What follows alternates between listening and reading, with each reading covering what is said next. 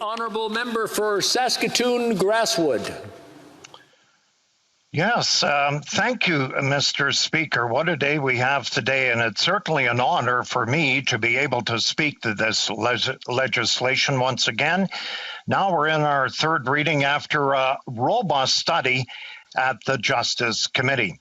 It is worth noting that Bill C-218 returns to us with a slight amendment that was supported by all parties to ensure the proper protection are in place for Canada's proud and long-standing horse racing industry.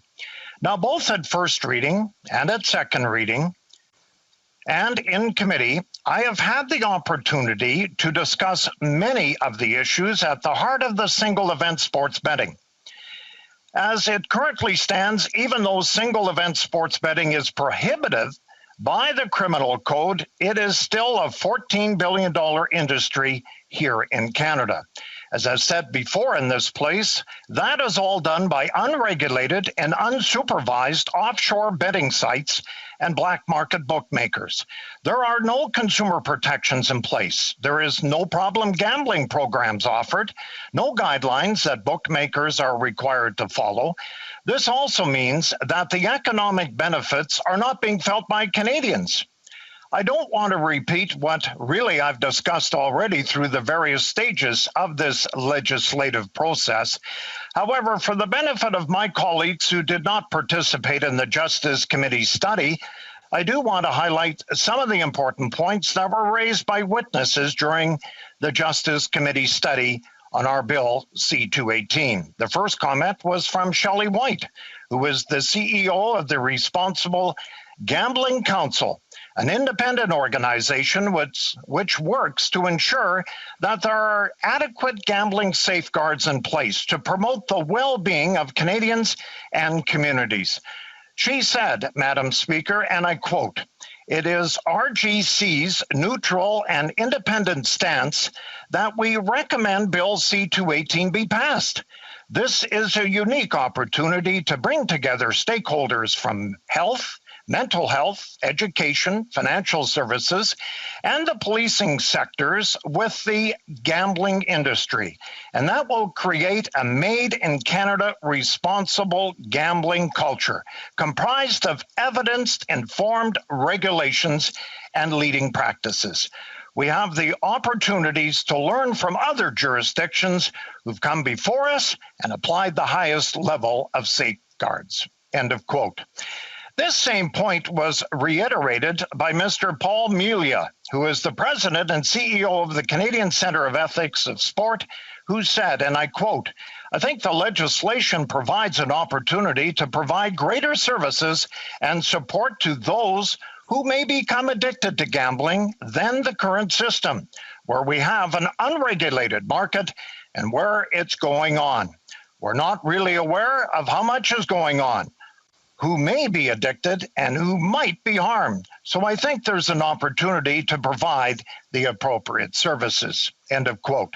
I put these two comments first because I think they address the concerns that I have heard from many constituents of mine and from Canadians who have written to me from coast to coast.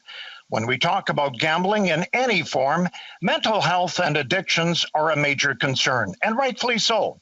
However, the reality is that the current situation is far worse for those who are struggling with addiction and mental illness.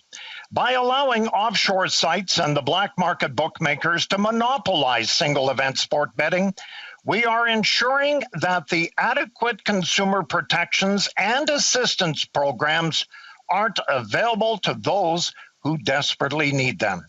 As addressed by the Responsible Gambling Council and the Canadian Centre for Ethics in Sports, this bill presents an opportunity for us to rectify once and for all that issue. The next comment I want to touch on was from Unifor President Jerry Dias, and I quote, "It goes without saying that revenues generated in illicit, illegal, underground black market gaming operations do nothing to contribute to good jobs for workers in Canada. This money is siphoned off into the pockets of offshore operators and organized crime.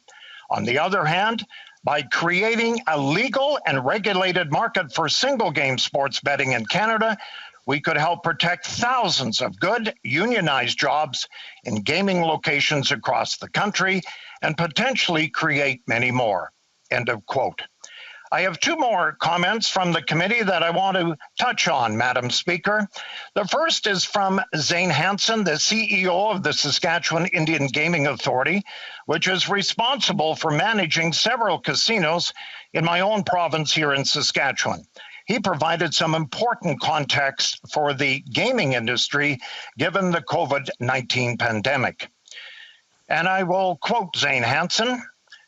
Quotation marks, having single event wagering as an improved form of gambling to incorporate into our business model will really assist us in rebuilding and going forward. It's going to be a whole new world getting our customers back into our buildings and feeling safe and comfortable. End of quotation marks.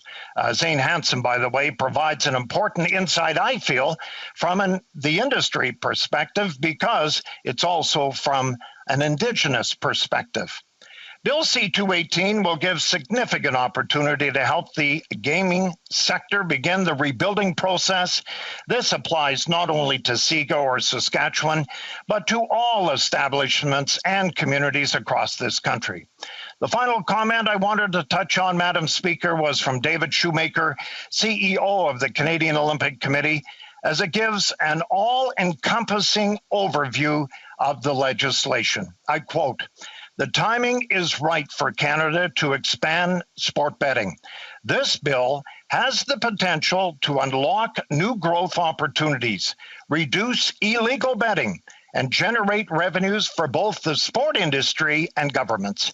Our interests are in ensuring that single sport betting is introduced in a responsible, effective, and profitable manner." End of quote.